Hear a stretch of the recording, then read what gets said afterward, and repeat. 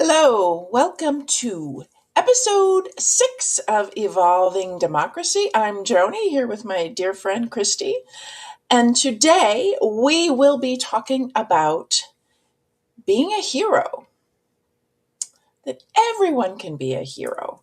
Now, I've been thinking about heroes and villains and thinking about the motivation of why a villain might do these villainous deeds.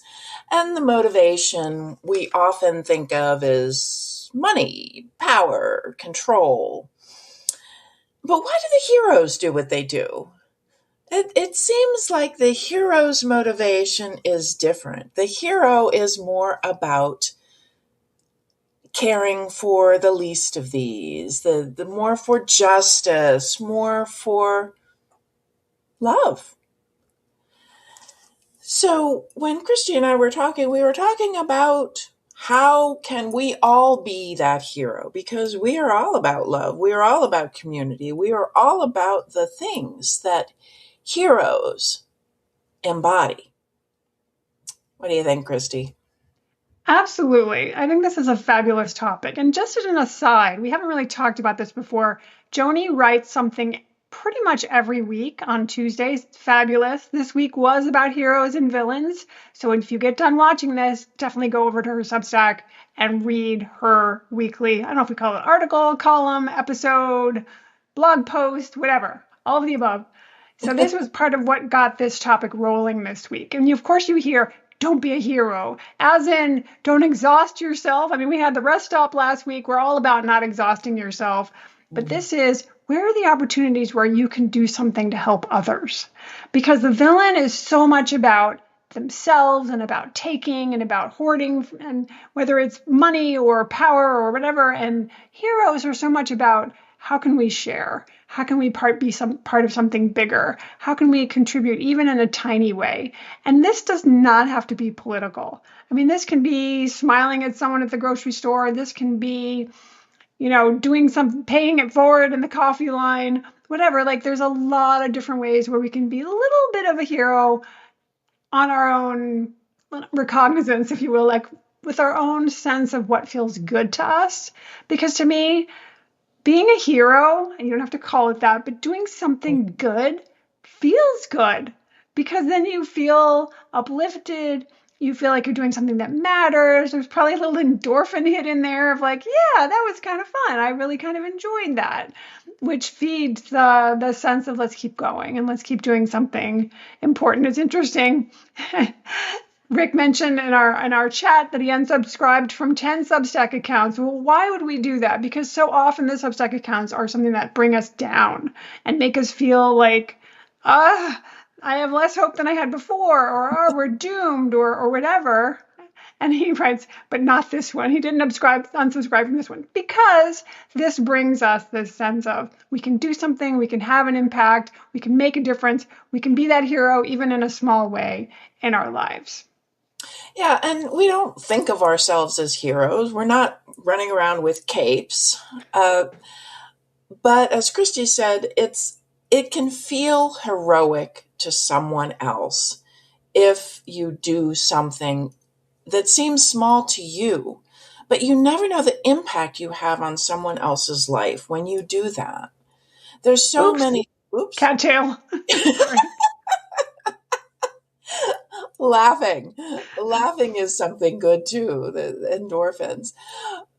There's so many stories of small actions that someone took that, looking backward, the other person will say, this changed my life. Now, you think about the impact of teachers.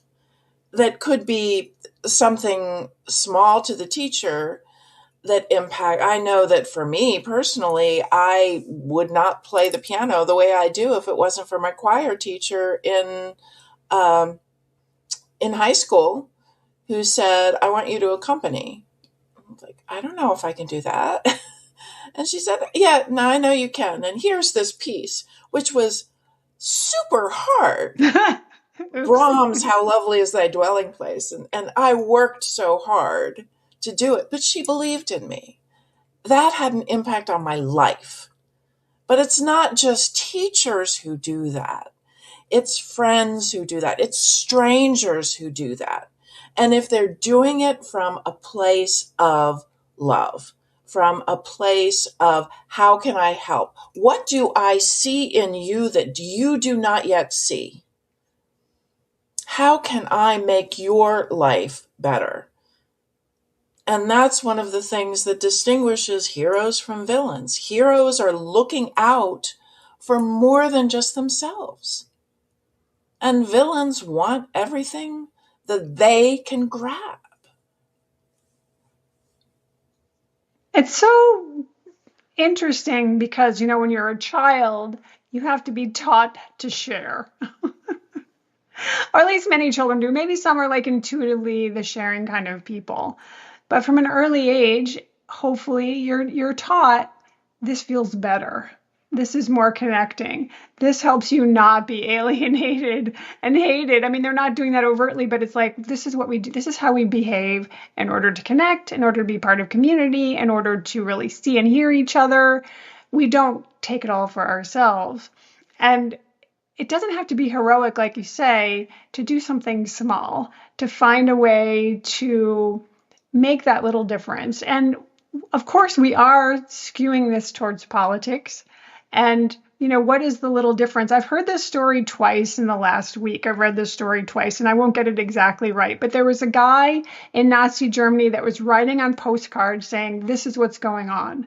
And he was leaving them around the city. I think it was in Berlin. I'm not 100% sure. But he was leaving it around wherever he lived. And basically, they said it probably didn't persuade a single person. And eventually people kept turning them in. And eventually he got arrested and he got put to death. I mean, it was just, from one perspective, it's a story of like, well, that was pretty useless. But the idea was that he felt it was important to say something, to speak up, to have people become more aware, to do whatever he could come up with to do something. And my sense from it, he did not regret it at all. Like, this was the thing he felt he could do.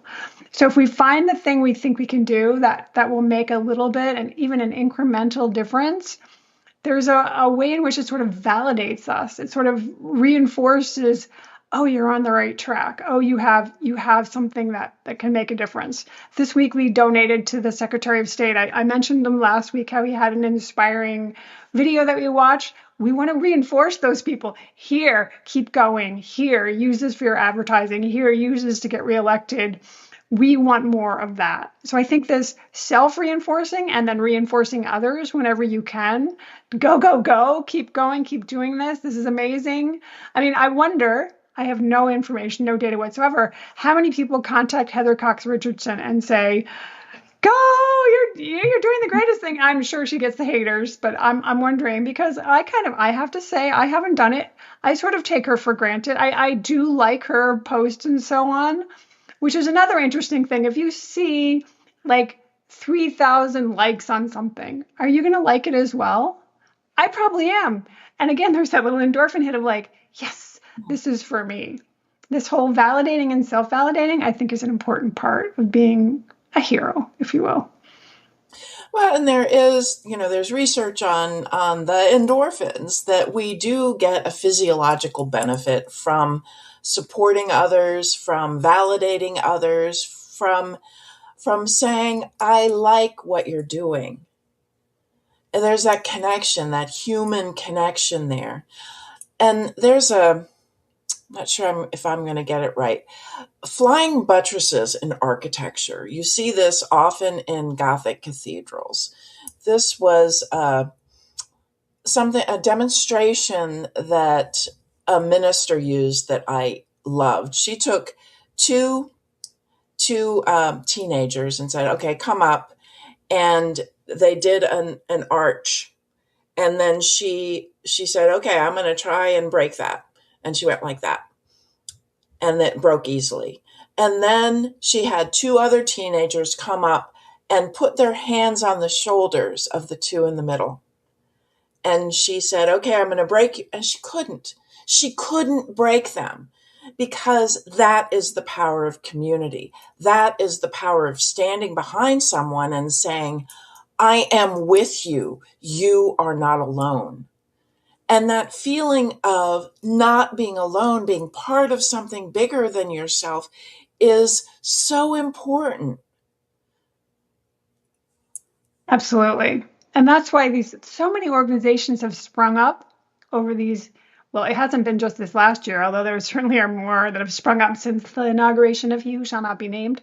Um, but like I came across one yesterday I'd never heard of. I mean, there's so many, of course, you haven't heard of all of them. And it's Stand Up for Racial Justice. And it's a bunch of white people, yay, Caucasian, whatever, fighting for people of other races. And I love that people are coming together and going, look, we have this privilege, we have this power, we have this voice. Let's use it for good. And by doing it in community, of course, that lifts things up more, similarly to unions, where having a collective voice is so much more impactful than a single person. And that exercising of that voice in unison, it reminds me of the choir analogy you used last week. When we speak in unison, it just reverberates in a different way. Yeah, and it reverberates in us too. It's not just the sound out there.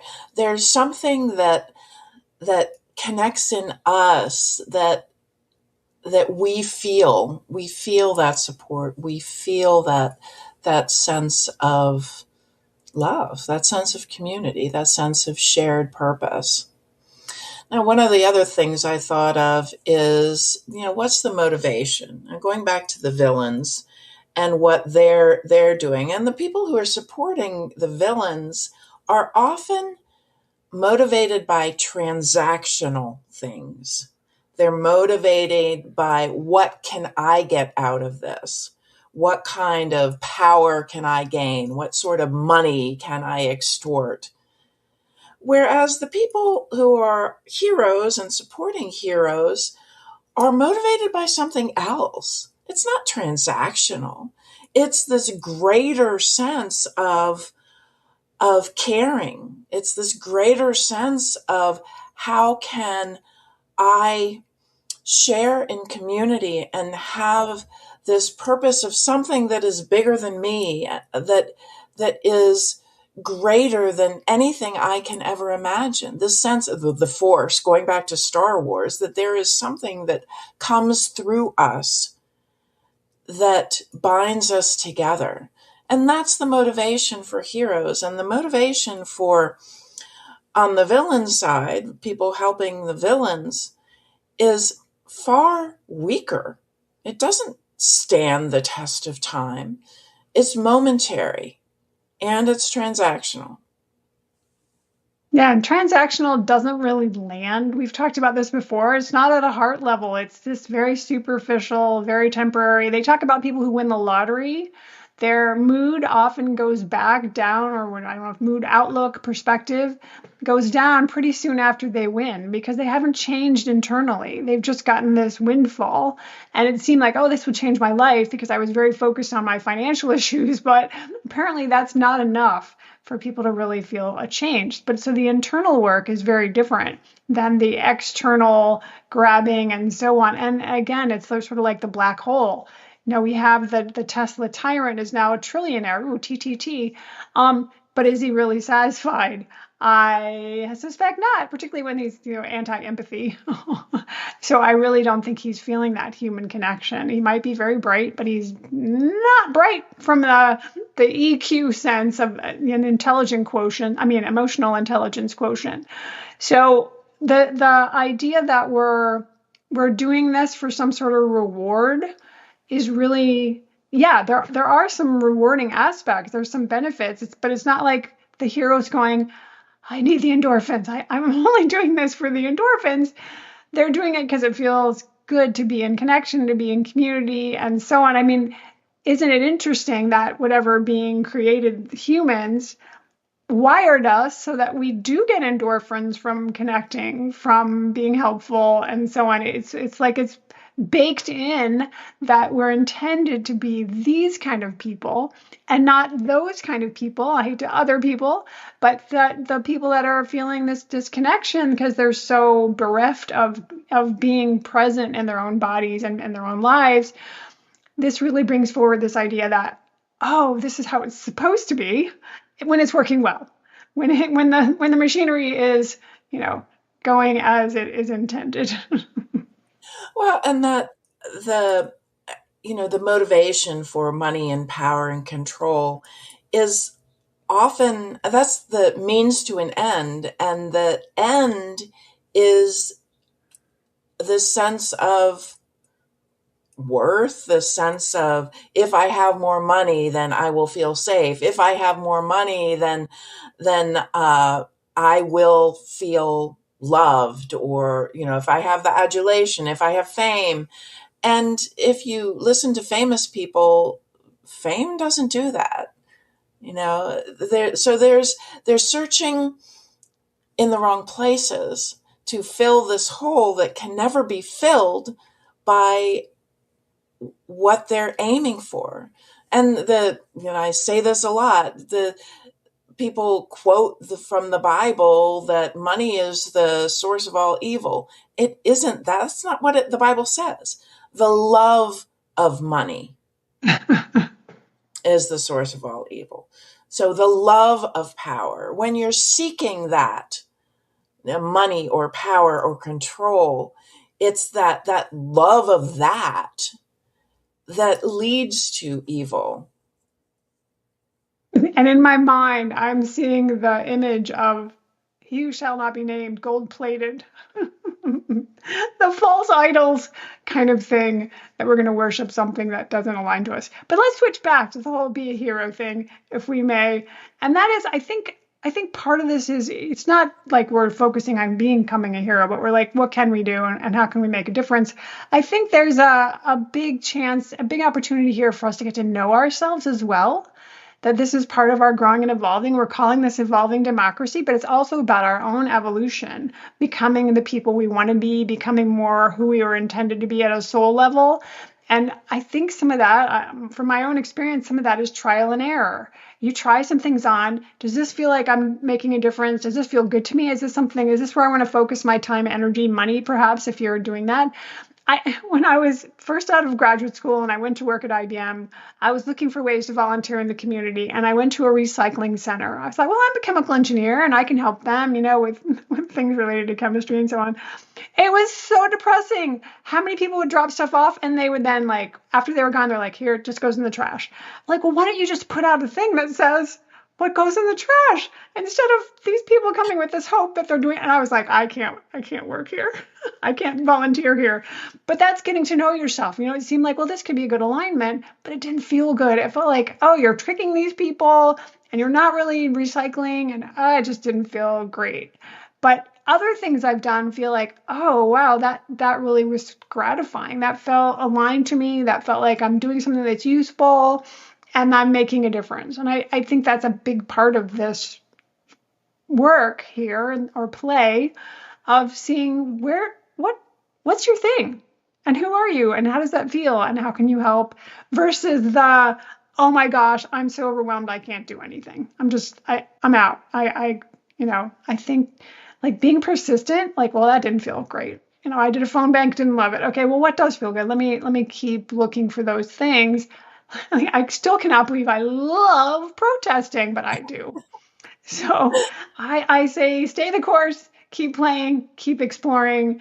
You may find something that really feels like it's yours to do. And finding that thing that's yours is, you have more passion about it when you do. And if you try to do something that isn't yours because it's what you're supposed to do, it doesn't work nearly as well. So, as Christy said, keep exploring, find what feels good, because we need every little bit. I have mentioned this organization before. This is something else you can try. It's called Common Sense American. You can find it at commonsenseamerican.org. And they are in process of releasing their, I can't remember what they call it, but it's the thing that they want voters to weigh in on about immigration. So this is something, sign up for them. I've been with them for several years now, and I truly appreciate this organization. And they end up working with Congress to try, and they've been working with Congress, which is why it's taken so long for them to put this brief together. But it's something that you can do, that you can feel that you're having some sort of impact, and that you, along with other voters of all stripes, are talking about these issues. And one of the things that I noticed early on is that once you get into the issues, it's far more complex than you think at the high level.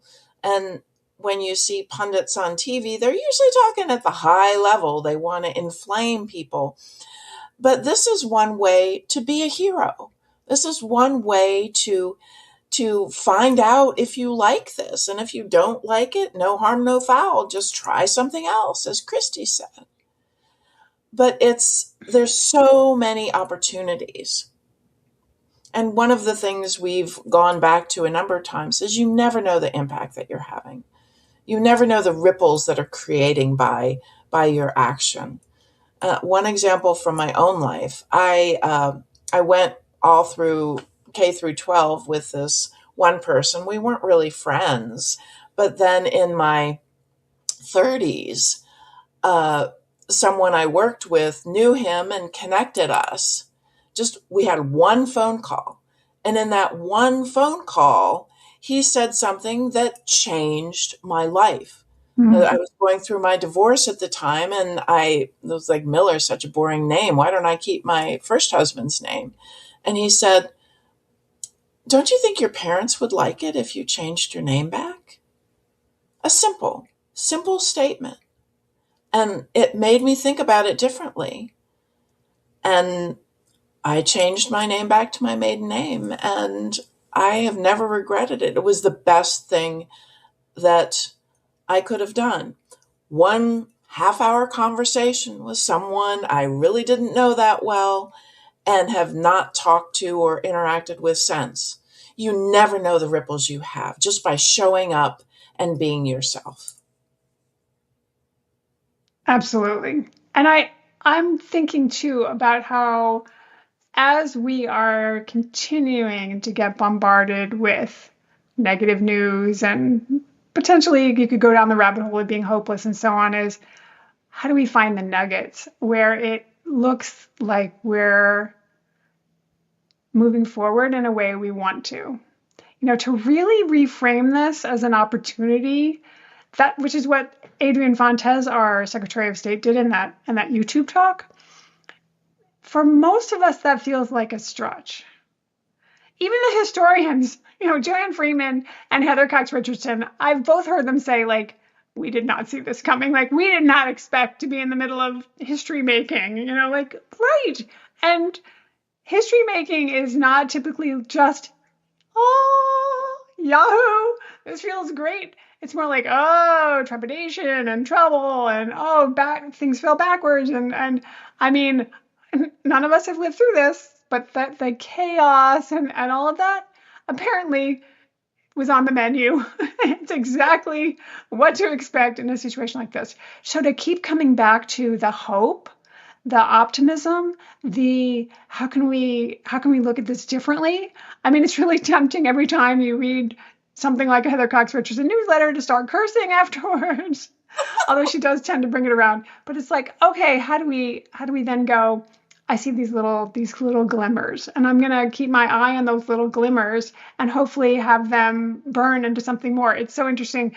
There's 2 wildfires that happened this week here in Arizona near our house. One we can see, one is just down the road a little ways. And there's a plant, I don't know how to pronounce it. It's SOTOL, sotol. And they have all these like spiky leaves that burn off, but the center is like this ball. It's almost like a bowling ball. And it gets, inflamed, and it'll roll down the hill. It'll roll down the mountain, and it'll set things on fire as it rolls down.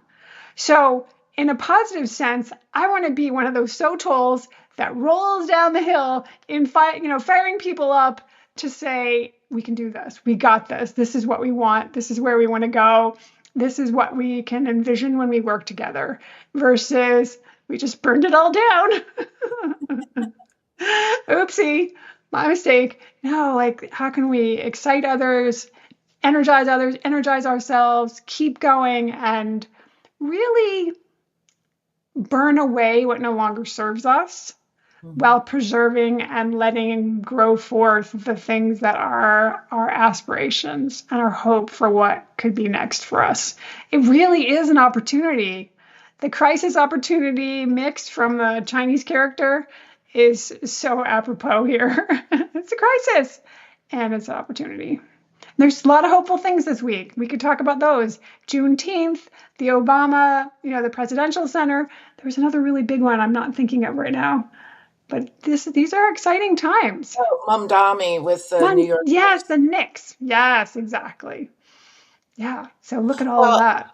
and there's a psychological principle, well, in change of bright spots.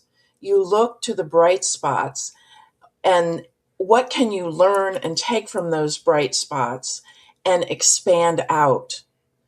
And if you look at Mamdani's speech, Michelle Obama's speech, there are bright spots in there that we can learn from and and roll down the hill so that we take those bright spots and infuse them in other people and in everything that we do as well.